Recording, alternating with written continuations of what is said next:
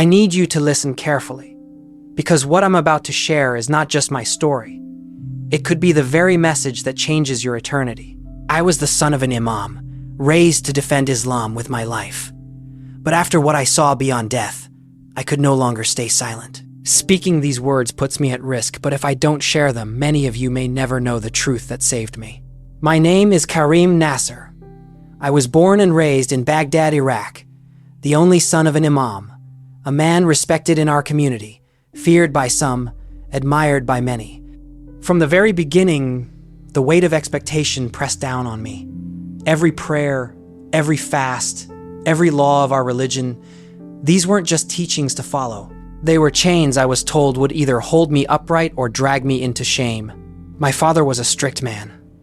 His voice echoed through our home like the call to prayer through the streets, and his gaze alone could silence me. He wanted me to become a symbol of devotion, a model Muslim, someone who would one day inherit not only his faith but his reputation. Failure was not an option, and in our world, to question was to betray. Our neighborhood in Baghdad was alive with the sounds of the city, the honking of taxis, the shouts of vendors, the drifting aroma of grilled kebabs and spices in the hot air. But behind the noise of everyday life, there was also the unspoken truth: fear. Fear of being judged by neighbors, fear of dishonoring my family, fear of not being good enough for Allah. Even as a boy, I carried that fear. I remember lying awake at night in our small apartment, staring at the cracked ceiling above me, asking questions in silence. Am I good enough? Does God see me? Will I ever feel peace? But no matter how many times I prayed, I only heard silence. By the time I reached university, the silence was unbearable. I would wake up each morning with my chest heavy, my heart pounding as though I were already standing in judgment. To the world, I was the imam's son, destined to be respected, destined to make my family proud. But inside, I was breaking. I am telling you this because I believe some of you watching feel the same. Maybe you smile in public, play your role, repeat the prayers, go through the motions, but deep down, you know the silence. You know the emptiness. You know the fear. And here is the truth. That fear almost destroyed me. What happened next changed everything. It is the reason I am here today speaking to you across this screen. It is the reason I left behind everything I had ever known, my country, my family, my very identity, because I discovered a truth that I could not ignore. But I'm warning you now, this is not an easy story to hear. Because I died. I left my body on a dusty Baghdad street, and what I saw in those moments shook me to the core of my soul. I saw what waits beyond death, and I saw the truth that no one in my world had ever dared to tell me. I'll take you there step by step. But before I do, I want you to ask yourself something. If death came for you tonight, are you ready? Do you know where you would go? Stay with me until the end of this story, because what I saw may be the very answer to that question. And if you leave before the end, you may never know the truth that could save you. If you're still here, I believe it's not an accident. Someone needs to hear this, and maybe that someone is you. Don't just scroll away, subscribe now, and let this testimony reach you fully before time runs out. This is where my story begins.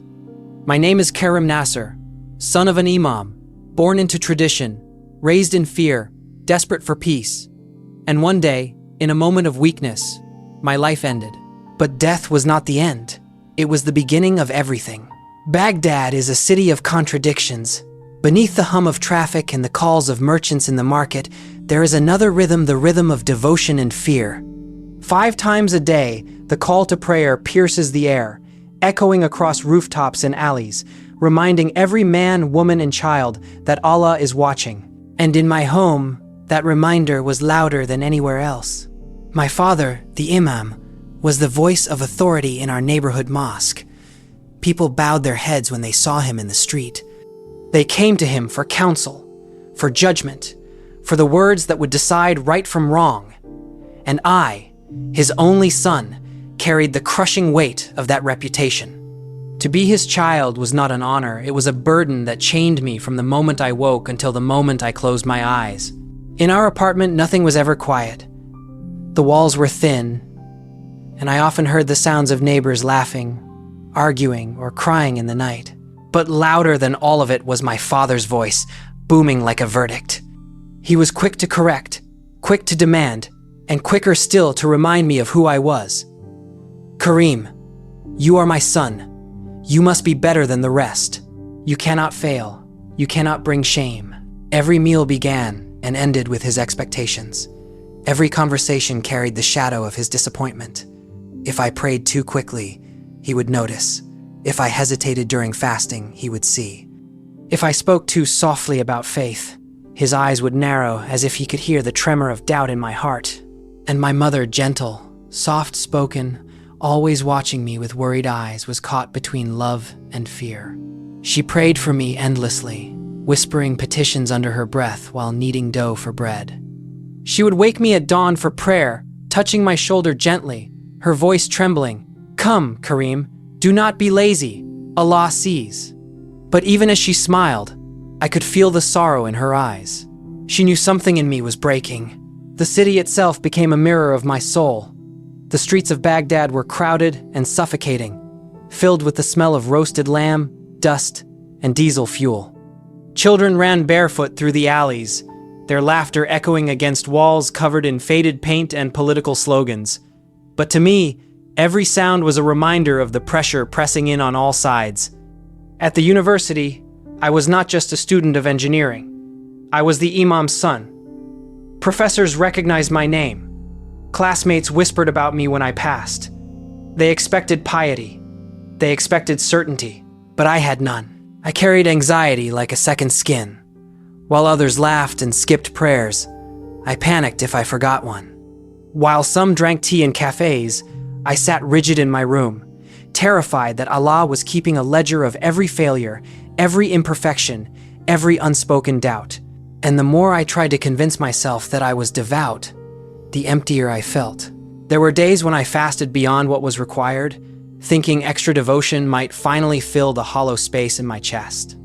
But instead of peace, I felt weakness, my body trembling, my mind spiraling into fear. And always, my father's words lingered. "Do not fail us, Karim. You must be a worthy son. I will not lie to you." Many of you watching know exactly what this feels like. You know the crushing pressure of trying to be enough, of wearing a mask of devotion while silently suffocating beneath it. You know what it is to pray until your knees ache, only to hear nothing in return. You know the fear of asking yourself the forbidden question, what if all of this is not enough? That question haunted me. I buried it deep inside, never daring to speak it aloud. To ask it was to betray my family, to betray my father, to betray my God.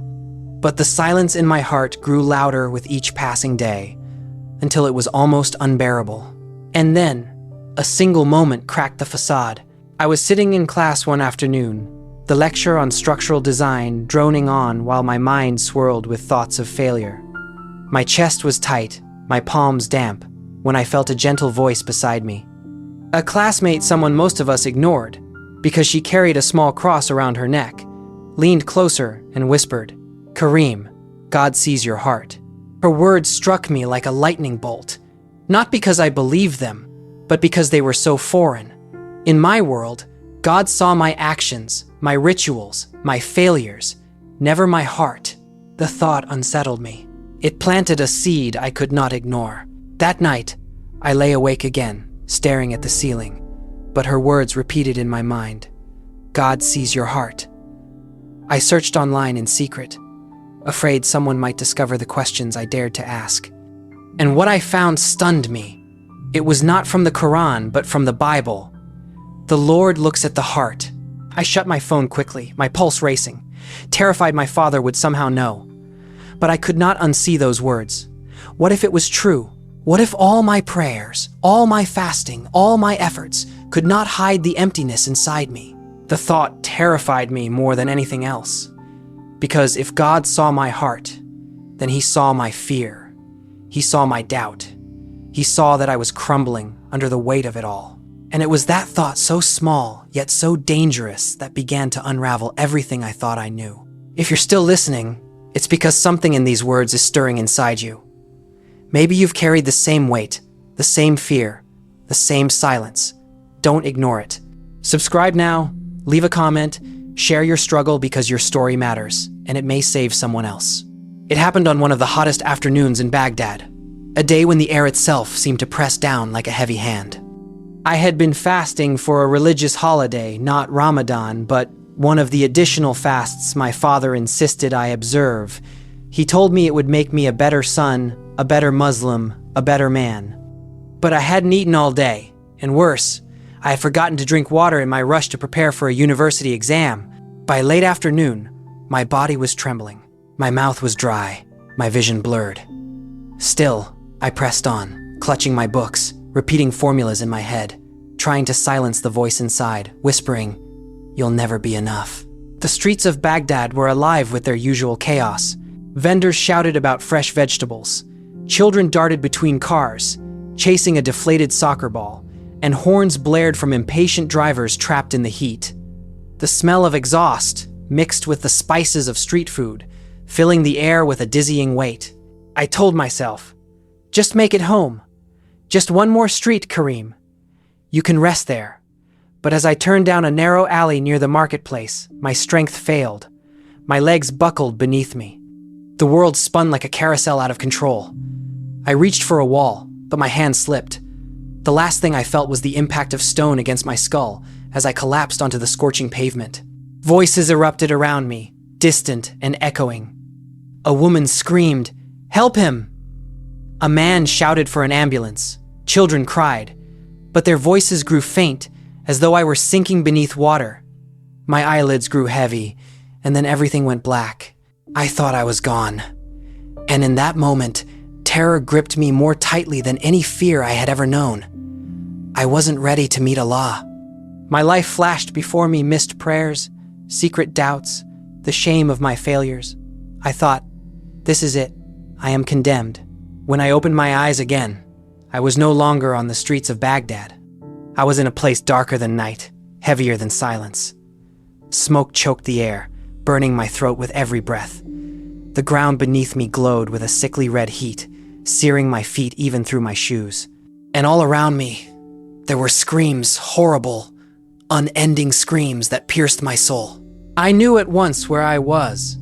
Though I had never seen it before, my spirit recognized it instantly. This was hell. Flames licked at the edges of the darkness, twisting upward into the void. Shadows moved within the fire, human forms writhing, burning, crying out in agony. The smell of sulfur and charred flesh filled the air, so overwhelming that I wanted to vomit, but even that relief would not come. Then I saw faces. Faces I knew. There was one man in particular, Sheikh Abbas, an imam from my father's mosque, a figure revered for his strict teaching. He had always warned us about judgment, about following the rules without question. Yet here he was, his robes aflame, his face contorted with torment. His eyes met mine, and he screamed, "Karim, I was wrong. The rules did not save me. I thought I was good enough, but I wasn't. You will end up here too if you don't find the truth." I stumbled backward, my heart hammering, refusing to believe what I was seeing. This man had been a pillar in our community, an example to follow. If he could not escape this fate, what hope was there for me? And then my horror deepened. Through the flames, I saw another figure. His hair, his posture, his eyes, they were mine. It was me. I was burning, screaming, clawing at the fire that would not relent. My own voice echoed in my ears. I never found peace. I never found peace. The sight broke me. I fell to my knees, sobbing, covering my face with trembling hands. Images flashed my funeral, my father standing at my grave with a hardened expression, saying, "He failed us. He wasn't good enough." My mother sobbing into her hands, whispering, "I should have helped him. I should have seen his pain." I cried out, my voice raw and desperate, "Allah, save me! Please save me!" But the darkness only deepened. The flames roared higher. The screams grew louder, pressing against me from every side. I felt utterly abandoned, condemned to a fate I could never escape. And then, just as despair threatened to swallow me whole, something changed. At first, it was only a speck, a light, faint and distant, like a single star in a blackened sky. But it grew brighter, stronger, closer. The flames retreated in its presence, the smoke began to lift, and the screams faded into a haunting echo. Warmth washed over me, not the searing heat of fire, but a gentle embrace, like the touch of a mother comforting her child. For the first time in that place, I felt something other than terror. I felt hope, and in that light, I saw a figure. He was clothed in radiance, his face shining with peace and love, unlike anything I had ever known. My knees shook, and my heart knew before my mind could comprehend. This was not an imam. This was not a prophet of Islam. This was Jesus. If you've made it this far, don't ignore what you're feeling. The truth I'm about to share cost me everything. My family, my home, my very identity. Don't scroll away now. Subscribe, share this video, and let this warning be heard before it's too late. I stood trembling in that place of torment, my ears still ringing with the screams of the damned, when the light grew brighter, so bright it swallowed the flames, silenced the cries, and wrapped me in warmth I had never felt before. And then I saw him. A man clothed in brilliance, his garments whiter than sunlight, his face radiant with love. He did not glare at me in anger, nor weigh me down with accusations. Instead, his eyes piercing yet tender, looked straight into me. In that moment, I knew he saw everything. My fears, my doubts, my secret failures, the emptiness I had carried for years. And yet, instead of condemnation, I felt only love. I could not speak. My lips trembled, my knees buckled, and I fell to the ground, unable to look at him. In my mind, I thought, this cannot be. I am Muslim. I was raised to expect Allah's judgment, not this man's presence. Why am I seeing him? But then he spoke. His voice was unlike anything I had ever heard, gentle, yet stronger than thunder. It rolled through me, breaking chains I had carried my entire life. Karim, I am the way, the truth, and the life. No one comes to the Father except through me. The words struck me like lightning. I had heard them before, whispered once by that Christian classmate at my university, but I had brushed them aside. Now, here in the realm of eternity, they were undeniable. I looked up, trembling, and saw his hands. There were scars, deep marks where nails had once pierced him. He lifted his garment, showing me his side where a spear had torn into him. I died for you, Karim, he said, his eyes locked on mine. Not so you would carry fear and emptiness, but so you would have peace and eternal life. Tears spilled from my eyes as I whispered, but I'm not worthy. I failed too many times. I doubted too much. I don't deserve you. He stepped closer, and when he reached out, his touch felt like fire and water all at once, burning away my shame, cleansing the weight of my sin. Your works cannot save you, he said, but my grace can. I am the only way to true peace. And with that, the darkness was gone. Suddenly, I was standing in a garden unlike any place on earth. The grass beneath my feet was soft, vibrant green. A river flowed nearby, sparkling as though each drop was a diamond in motion. Flowers bloomed in colors I cannot even describe, hues beyond human imagination.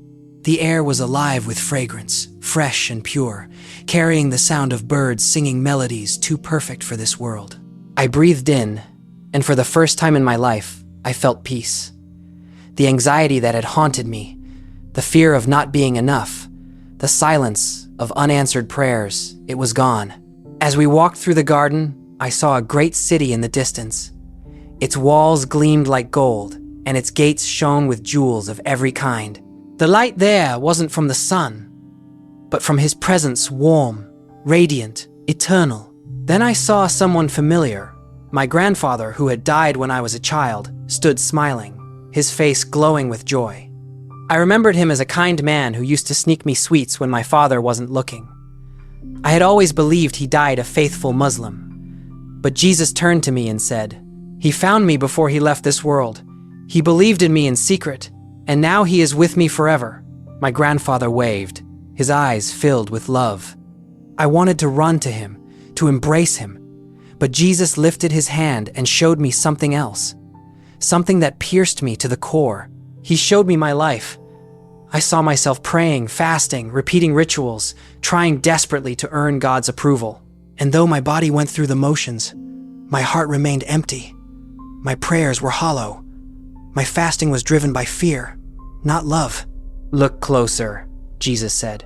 I saw myself lying awake at night, begging Allah to hear me, but hearing nothing in return. I saw the moments I cried silently, terrified that I wasn't good enough. And then I heard his voice again. "Your works cannot bridge the gap between you and God. Only my sacrifice can. Only my love can." I broke down weeping. All the years of striving, all the weight of trying to prove myself, crumbled in an instant. For the first time, I felt free. And then he showed me two futures. In the first, I saw myself continuing, as I always had, striving, doubting, living in fear. I grew older, my anxiety worsened, my strength failed, and in the end, I collapsed once again. This time, there was no return. My soul was dragged back into the flames I had already witnessed, condemned for eternity. My parents stood at my grave, my father's face hard, my mother weeping, whispering, he was never enough. But then Jesus showed me a different future. In it, I had chosen to follow him. I saw myself smiling, my heart light. I was reading the Bible in a quiet room, peace radiating from within me. I saw myself sitting with my mother, speaking of hope, and her worried eyes softened. I saw my father's stern face melt into something I had never seen before, tears of conviction. I saw myself telling my story to others, friends, classmates, strangers, and some of them began to cry, some began to pray. Their lives were changing because I had shared the truth. Jesus turned to me once more, his eyes blazing with love. "This is the life I want for you, Karim. It will not be easy. They will call you a traitor. Some will try to harm you, but I will be with you, and I will give you the peace you have been searching for." He placed his hand on my shoulder, and in that moment, I felt strength surge through me, not the strength of fear, but of courage. "Come to me, all you who are weary and burdened," he said, "and I will give you rest." I fell to my knees, my tears soaking the grass, and whispered, "Yes, Jesus, I will follow you. I want this peace. I want this life." He smiled, and the light around us grew brighter, wrapping me in warmth. The last thing I heard before everything faded was his voice, gentle but commanding. "Go back, Karim. Be my light in the darkness." And just like that, I was gone from the garden. If you've heard these words and your heart is stirring, don't dismiss it. What happened to me could happen to you. Don't wait until it's too late. Subscribe now, leave a comment, and let this message reach others who may be one breath away from eternity. The garden faded, the light dissolved, and suddenly, I woke to the harsh beeping of machines, the sting of antiseptic in the air, and the weight of a bandage wrapped tightly around my head. I was alive. I opened my eyes slowly, blinking at the fluorescent lights above me. A familiar voice trembled at my side. It was my mother, Layla. Her eyes were swollen from crying, but now they overflowed with tears of relief. She clutched my hand so tightly I could hardly move my fingers. "Karim, you're awake," she whispered. "Praise God, you're awake." I turned my head, my body heavy with weakness, and whispered back, "Mama, Jesus saved me." Her expression froze. She stared at me, searching my eyes, as if hoping she misheard. "What did you say?" "I saw him," I whispered again, my throat dry. "I saw Jesus. He took me out of the fire. He gave me peace." Her lips trembled.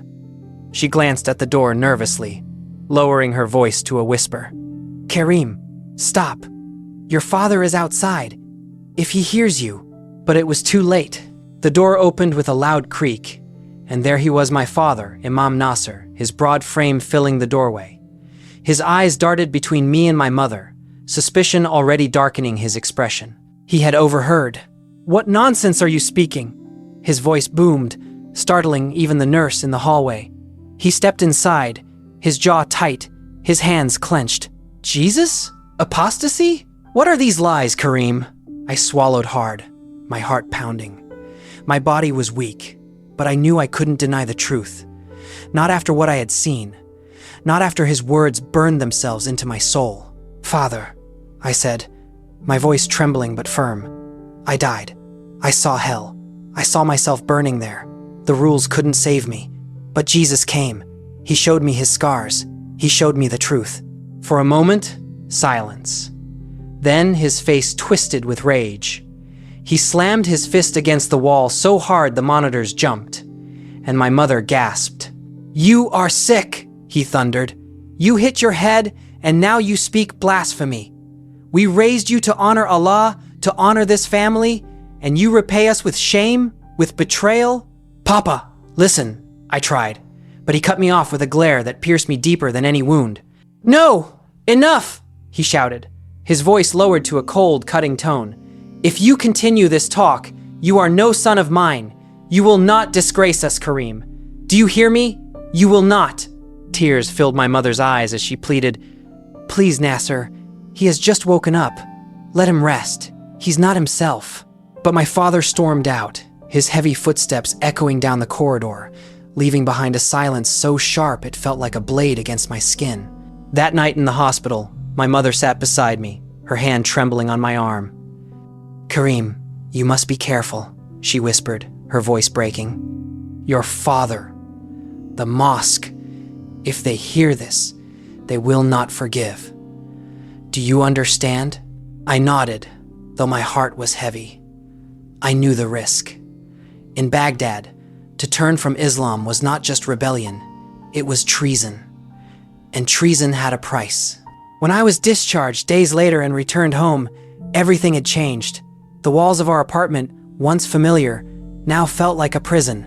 My father watched me with suspicion, his eyes sharp, his voice short. He noticed every excuse I gave to avoid the mosque.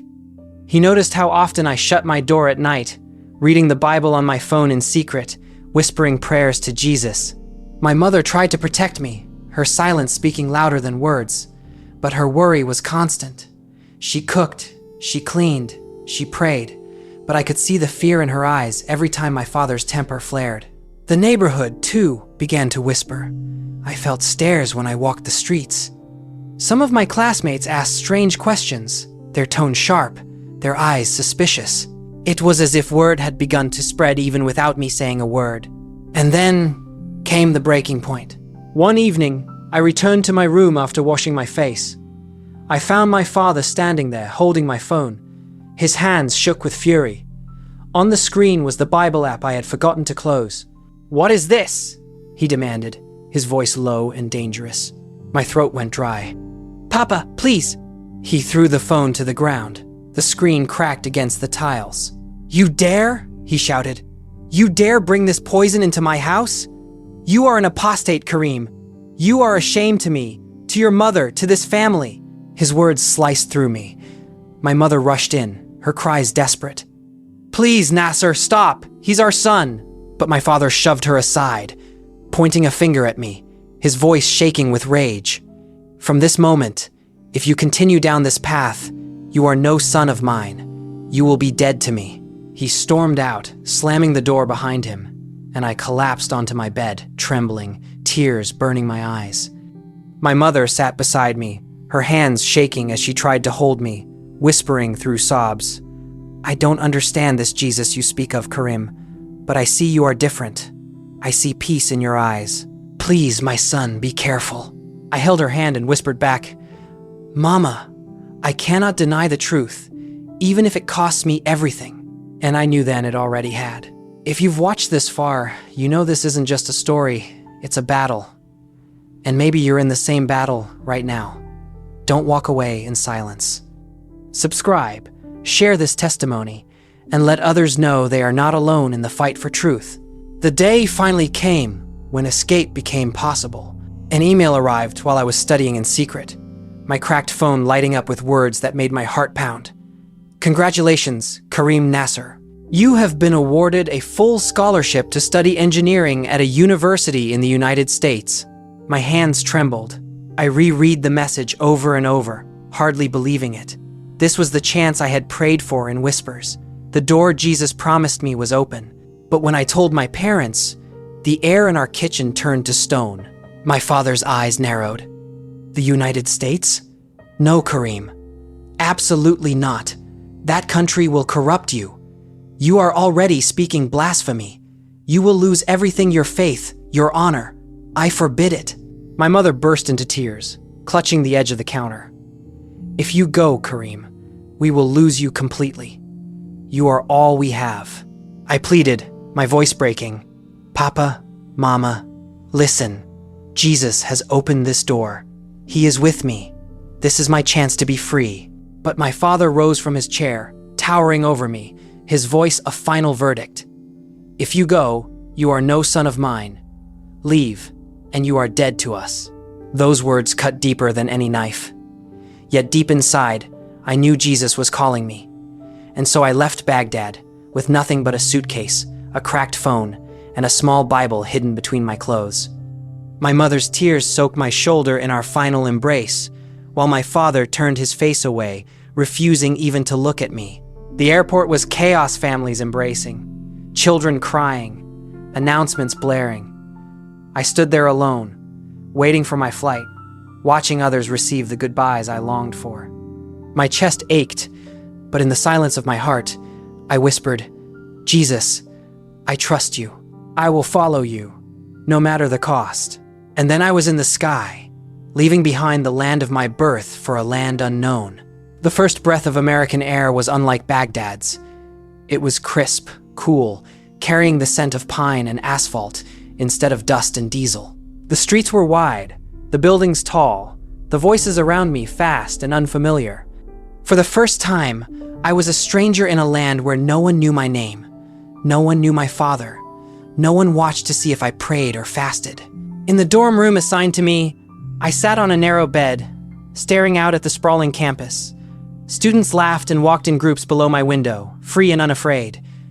And there, for the first time, I opened my Bible without fear of discovery. My hands shook as I turned the thin pages. My eyes blurred with tears as the words came alive. I will never leave you nor forsake you. I fell to my knees on the cold floor and wept. Life in the U.S. was freedom, but freedom came with new battles. At first, I kept my faith hidden, afraid of losing my scholarship, afraid of drawing attention, but Jesus would not let me remain silent. I began to attend a small Christian student group on campus. The first night, I entered a room with chairs in a circle, the smell of coffee and cookies in the air. A girl greeted me with a bright smile. Welcome, I'm Hannah. I sat among them, nervous, my heart pounding. When it was my turn to speak, I said quietly, my name is Karim. I am from Baghdad, and I met Jesus when I died. The room fell silent. Some students wiped tears as I shared my story. The fire, the light, the scars in his hands, the peace that filled me. When I finished, their leader, a young man named David, placed a hand on my shoulder. Brother, you are not alone anymore.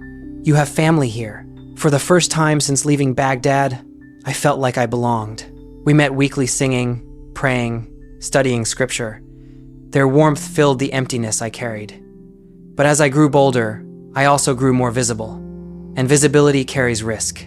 One evening, I shared my story with a Muslim student from Iraq. His name was Rami, and like me, he had come for studies. We sat in the campus cafe, steam rising from our coffee cups. I told him about the weight of religion, the silence of unanswered prayers, the day I collapsed. His eyes widened as I described the flames of hell and the moment Jesus appeared. He whispered, Karim, if this is true, why does no one speak of it? I leaned closer. Because it is dangerous. Because it costs everything. But, Rami, it is the truth. He left without answering. Days later, I felt eyes on me in the dining hall. Whispers followed me across campus. Then came an email from the university office. You have been reported for spreading religious hate. Please meet with the dean of students. My stomach dropped. At the meeting, a stern administrator said, Karim, we respect freedom of belief, but some students claim you are targeting Muslims, trying to convert them. If this continues, Your scholarship may be at risk. I left the office shaken. Once again, I felt the familiar fear, the fear of losing everything. Yet Jesus' words rang in my heart. I will never leave you, nor forsake you. That night, in my dorm room, I prayed aloud. Lord, if I lose my scholarship, if I lose my place here, if I lose everything again, I will still follow you. Just give me strength. As I prayed, I felt his peace settle over me like a cloak. If you've stayed with me this far, you know this testimony is not easy. Following Jesus cost me my family, my home, and now it threatens even my future here. Don't ignore what you're feeling. Subscribe, share, and let this story be heard, because someone you love may be living this battle right now. Nights in my dorm room grew longer.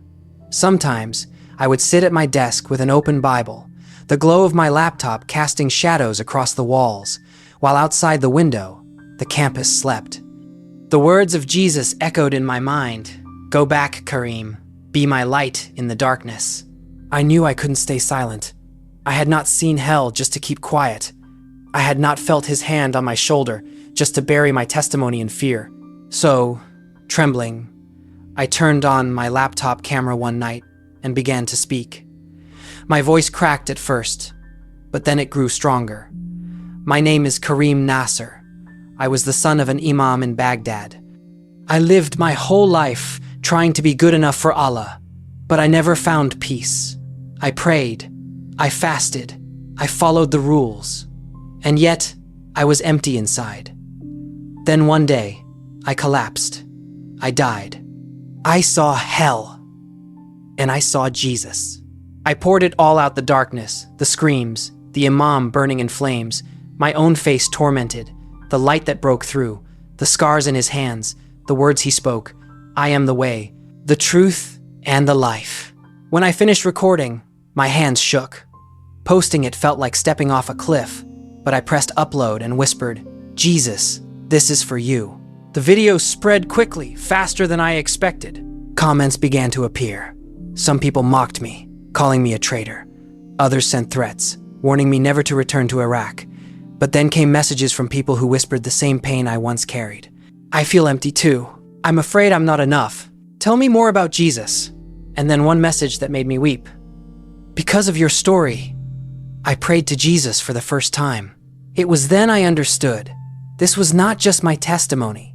It was a torch, lighting the way for others lost in the dark. But even as light spread, darkness pushed back. Word reached my family in Baghdad.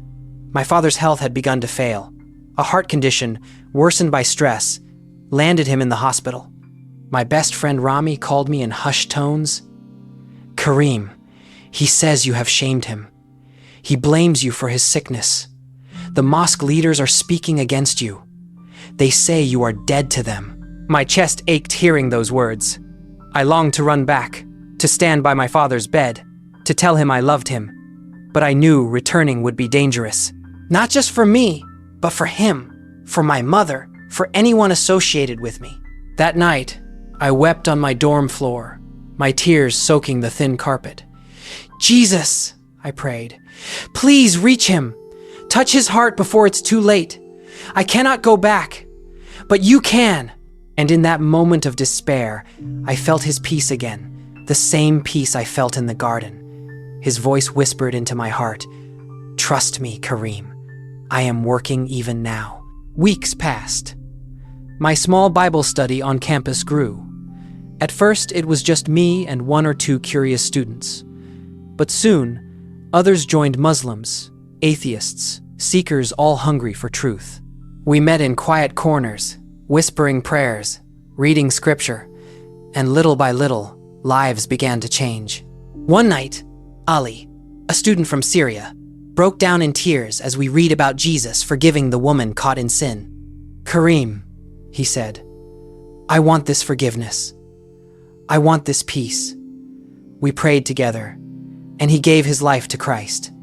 His face shone with relief, with joy. I thought of the flames I had seen and whispered, thank you, Jesus, for rescuing him too. But opposition grew louder. Muslim students confronted me on campus.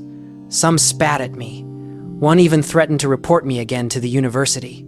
Fear rose like a tide, but Jesus' words anchored me. Blessed are those who are persecuted because of righteousness, for theirs is the kingdom of heaven. I realized then, the cost was great, but the reward was eternal. And now, I must share with you the final revelation Jesus showed me in that encounter beyond death. It is the reason I cannot stay silent. The reason this story may be the last warning some of you ever hear. He showed me two futures, not just mine, but for all who hear this truth. In one, I saw multitudes standing before God, confident in their good works, their prayers, their fasting, their rituals. But the books were opened, and their deeds could not cover the emptiness inside. They cried out, "We did enough!" But the answer was silence, and they were swept into the fire, just as I had seen. In the other, I saw men and women who had clung to Jesus, even when it cost them everything. Their names were written in the book of life. Their faces shone like the sun, and they entered the city. I glimpsed the city of gold, where no tears remain. Then he looked at me and said, "Karim, tell them, warn them. Their choice will decide their eternity." That is why I risk my life. That is why I tell this story to you now, because this is not just about me. This is about you. Where will you stand when death comes? In the fire of your works, or in the peace of his grace? If you've heard my story, and your heart is stirring, don't push it away. Tomorrow is not promised. Death can come in a moment, I know, because it came for me. Subscribe now, share this testimony, and leave your story in the comments. You never know who might read it and find the truth. I end with this. I was the son of an imam, bound by fear, destined for silence. But Jesus met me in death and gave me life. He told me to be a light in the darkness. And now, I am telling you, he is the way, the truth, and the life. Will you follow him before it's too late?